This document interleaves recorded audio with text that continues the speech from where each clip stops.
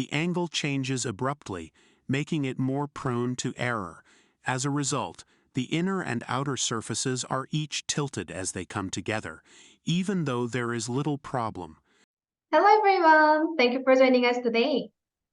My name is Jenny and I'm a part of the education team at Medit. Nice to meet you everyone. Today we have Dr. Kim here. Hi Jenny and welcome everyone. Thank you for inviting me over this webinar again. Yeah, thank you for being here, Doctor. I hope everyone is enjoying Dr. Kim's webinars, which are consist with 5 series about reducing chair time. And today is back with the topic of all about milling, right? Yes, I had planned with this huge webinar series to help dentists to reduce chair time. I hope everyone is enjoying this series. So today we are at third topic, which is all about milling. So people tend to think that scanning and designing are the key stage that affect prosthetic fit, and milling is less considerable, but we also need to consider milling and printing so that it fits well according to the design, and especially if we want to go with modellist way. So in this lecture, I am so willing to share my clinical tips to adjust all the error possibility at the milling stage. Wow. I think this topic would be the final stage to go to a perfect fit of prosthesis. I'm very excited about it.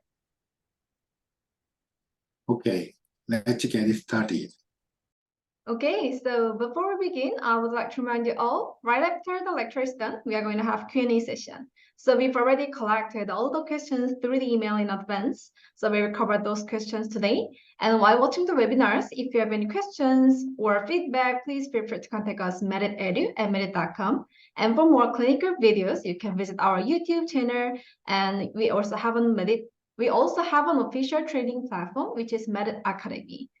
So you can utilize our platform to enhance your knowledge regarding distal dentistry. Okay, shall we begin, Doctor? Sure. How to reduce chair time. We are going to talk about how to reduce chair time for zirconia crowns. This time, we'll look at how to identify, reduce, and compensate for errors in machining without a model. In today's lesson, we're going to look at how to check for machining errors in order to get a truly modeless crown. We'll look at some situations where machining errors can occur. And finally, we'll cover how to reduce or compensate for the machining errors. First is a model-free way to check for machining errors. Instead of solving an underlying problem, the traditional method fits the problem to the model, which must be adjusted every time it is machined. This method is very time-consuming and costly. In addition, the cement gap on the inner surface is also very wide, and as a result, the bonding strength and fracture resistance are reduced and require a larger zirconia occlusal surface thickness. This in turn leads to the problem of having to do a lot of occlusal surface removal.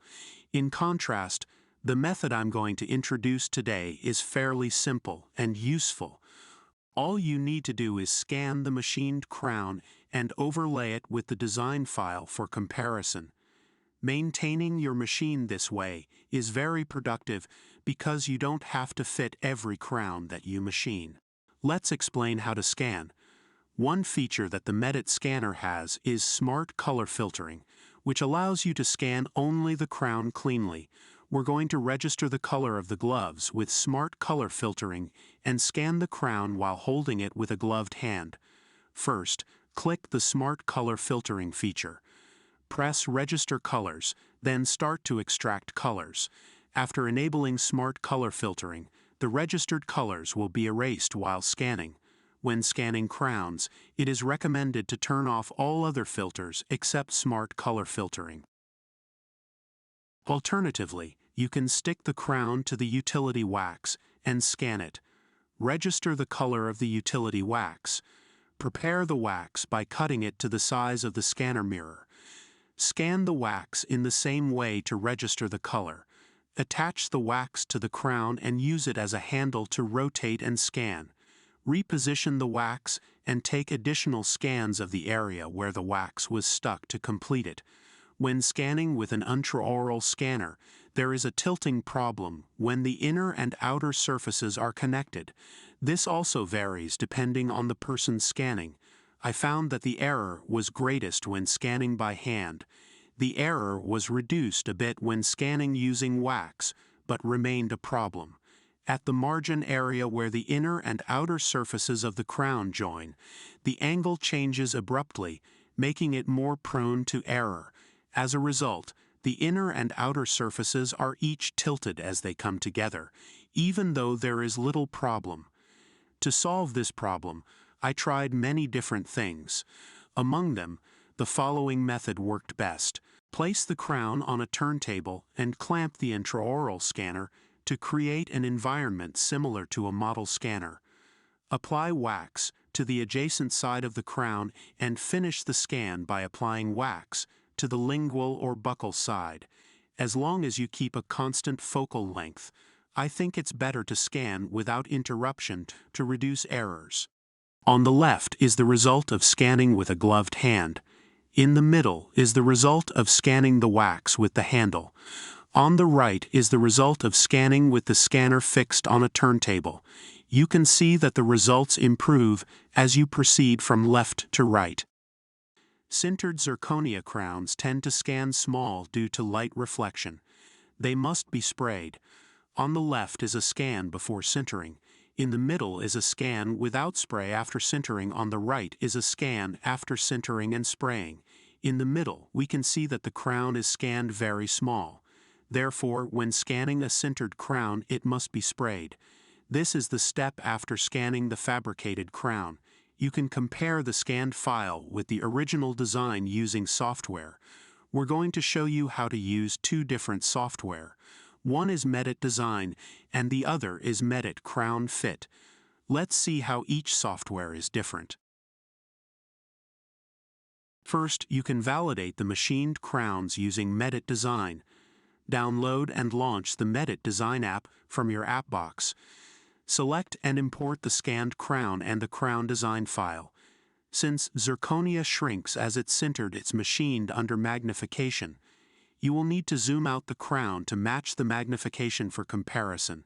The magnification of the chalked crown we just imported is 1.2327, so we need to shrink the crown by 0.8112, which is 1 divided by 1.2327. Start transformation mode. Select the scanned crown, enter the appropriate scale factor, and press the OK button once to complete the reduction. Enter alignment mode. Use the auto-align feature to align the crowns. If the alignment is not good, there may be a problem with magnification or a very large machining error. You can check the comparison results using the deviation display mode. Modify the scale on the left in 10 micrometers increments. Overall, you can see that the machining is good with an error range of ±20 micrometers. This is a way to compare the machined crown with the original design file to see where machining errors occur. The next step is to verify with the Crown Fit app. Place the upper and lower jaw scans, the design file, and the fabricated crown scan file in each location and open them. If you have diagnostic scans, exclude them. If it's a pre-sintered crown, use transform mode to shrink it by the corresponding scale factor. Align the scanned crown to the design file using the crown alignment feature. This will show you where the inner and outer surfaces of the crown touch the scan file. This indicates the area and strength of the early contact on the inner surface and the adjacent surface, as well as the location and degree of occlusion. This is more accurate than fitting a physical plaster model. Of course, there's also deviation display mode available in the Medit Design app, which is helpful if utilized properly. Here's a glazed crown for comparison. It looks like we'll have to do a lot of occlusal adjustments. So, in the Crown Fit app, you can virtually try on the fabricated crown in the patient's mouth and estimate where interferences will occur. So far, I've been showing you my typical crown machining with good results. Like the example on the right, however, the reality is that there's a possibility of problems like the one on the left. Now, we'll look at the issues that lead to these problems. Zirconia crowns are processed in the following order: milling, sintering, and post-processing. Let's take a look at the issues that can arise during each of these processes. First, machining. Let's look at the case where the machine is off-axis and the tool is off-center. The first machine has a misaligned axis. Most machining errors occur because the machine's real and imaginary coordinates are different. Let's take a machine with the y-axis as the rotation axis. Since it rotates around the y-axis, most of the machining errors are in the x-axis direction. The machine has an x-axis coordinate of 45.08 millimeters, which is the center of the actual axis of rotation. Let's say the software is off-center by 40 micrometers to the left. The machining of the occlusal surface of the crown will start with the software off-center by 40 micrometers. For the inner machining, a 180-degree rotation around the y-axis is performed, shifting the machined occlusal surface 40 micrometers to the right of the true center. In the anomaly, the inner machining is done at a point 40 micrometers to the left of the true center. This results in a machining error of 80 micrometers. No matter how well the model is aligned, there will be limitations with this kind of machining error. There are two ways to fix off-center issues. One is manual, and the other is automatic. Let's start with the manual method first. For the machine in the previous example, if the machining error is 80 micrometers in the x-axis direction, the coordinates are off by half of this value at 40 micrometers. Entering this value as a correction into the machine's software will correct it. In the previous method of checking for machining errors, we used auto-align to scan the machined crown and align it with the design file. To see how much the inner and outer surfaces differ, we need to align based on the inner surface. Let's start with the alignment mode. We can sort by the inside using the Align by Selected Area Only feature. Go to Deviation Display mode and see that we have a good inner alignment. Flip it over and read the number of occlusal plane errors. Half of this value is what you need to calibrate your appliance with. Because a machine has 3 XYZ axes and 3 rotational axes, sometimes a simple coordinate correction won't work. Most machines have an auto-calibration feature. However, I've only seen a few machines with auto-calibration that work well. Therefore, when purchasing a machine, I recommend that you verify the automatic calibration by processing the crown before the purchase. Otherwise, you may end up spending a lot of time and money in the laboratory and clinic on post-processing corrections. This issue goes far beyond the machine's processing speed and purchase price. So far, we can give you one tip. It's theoretically impossible to make errors in the direction of the axis of rotation. Therefore, machining the crown with the root center of the crown in the direction of the rotation axis can significantly reduce the machining error of the adjacent surface, even if the axis is misaligned. The crown will still fit because the error in the adjacent plane is not big. This is very useful because you only need to adjust the error expressed in the occlusal plane. The second source of machining error is tool runout. Tool runout refers to off-center rotation. It occurs when the tool is not exactly centered due to machine age, dirty collets, and so on.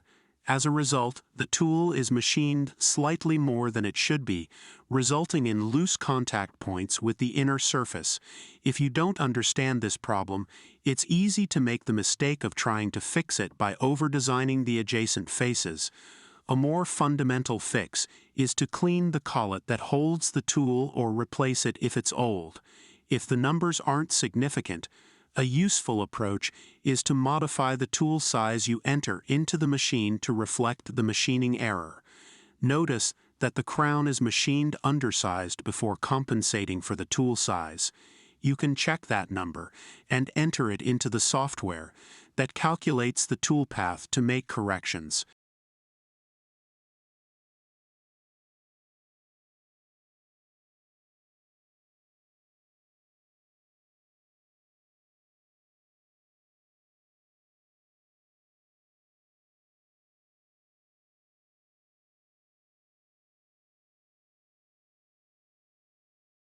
errors can still occur while sintering.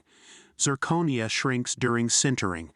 Depending on the zirconia block, it can be temperature sensitive or have problems with uniform shrinkage. It also causes problems if the sintering temperature is not high enough.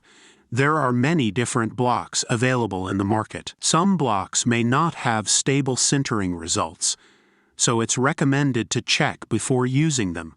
There are temperature-sensitive blocks in the sintering machine.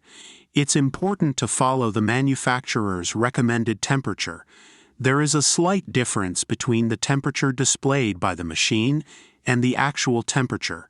If the heating wire becomes thinner or dirty with use, the temperature can drop, or it could overheat if the temperature sensor is broken. For the above reasons, it's necessary to check the actual temperature. The test ring below can be used to measure the actual temperature. This is a way to measure the reduced size after a sintering cycle. You can measure the shrunk size and find the corresponding temperature in the table on the left. The table on the left is based on an hour. You can use the table on the right to compensate for holding time at the highest temperature during sintering.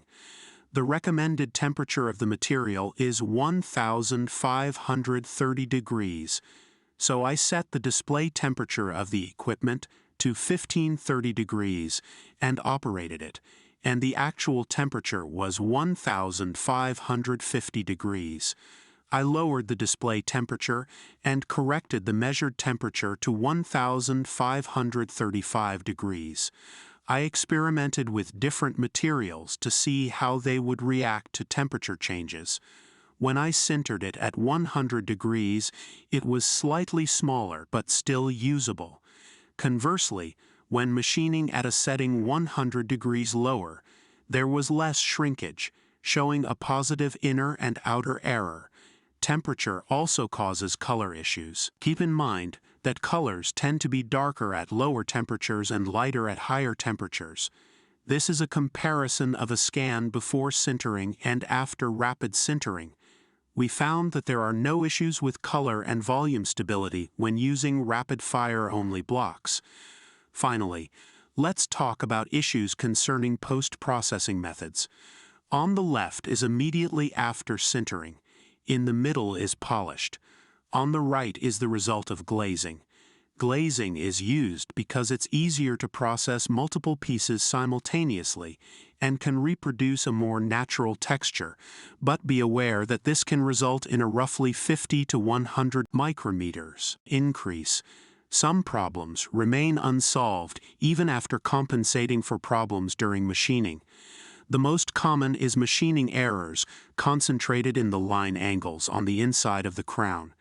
This problem can be solved by design. The left side is uniformly 50 micrometers, the center is 80 micrometers, and the right side was experimented with a cement gap of 80 micrometers for the line angles only and 50 micrometers for the rest. I designed and machined each of the printed abutments. I used resin cement.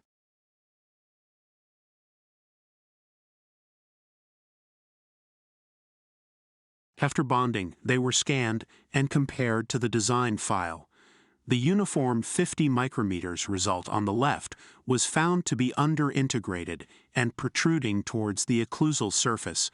The rest all appeared to be recessed well.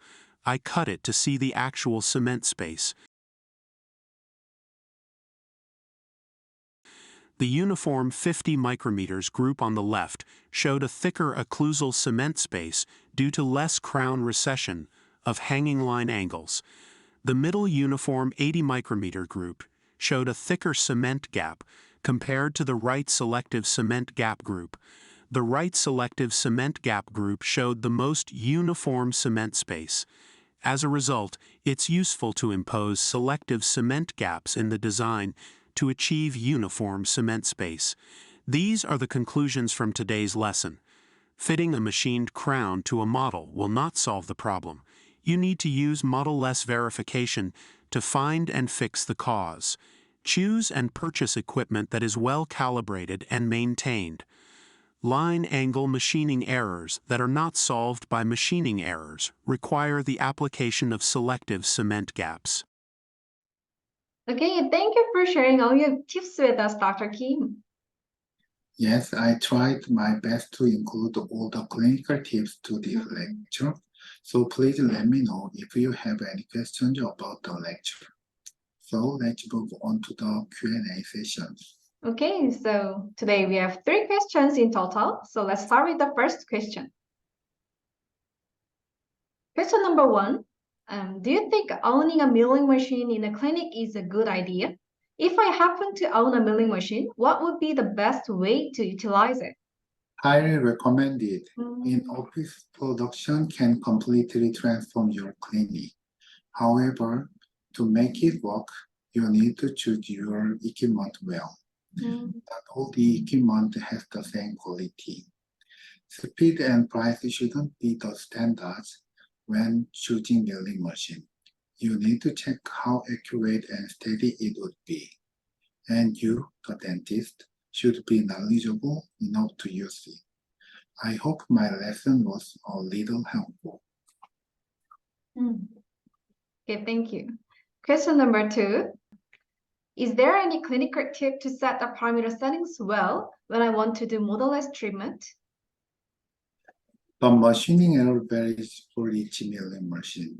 There can be a lot of variation between companies and even between the same model. Today, we've shown you how to check your machine's machining error. The first thing to do is to maintain your machine with as little errors as possible. If it still doesn't go away, you can compensate with methods such as selective cement gap according to machining error and compensating tool size, etc. To summarize, the parameters are different for each milling machine, and you need to find out what the milling errors are and apply them. Question number 3. In a milling stage, is material selection affects to the result of the final prosthesis?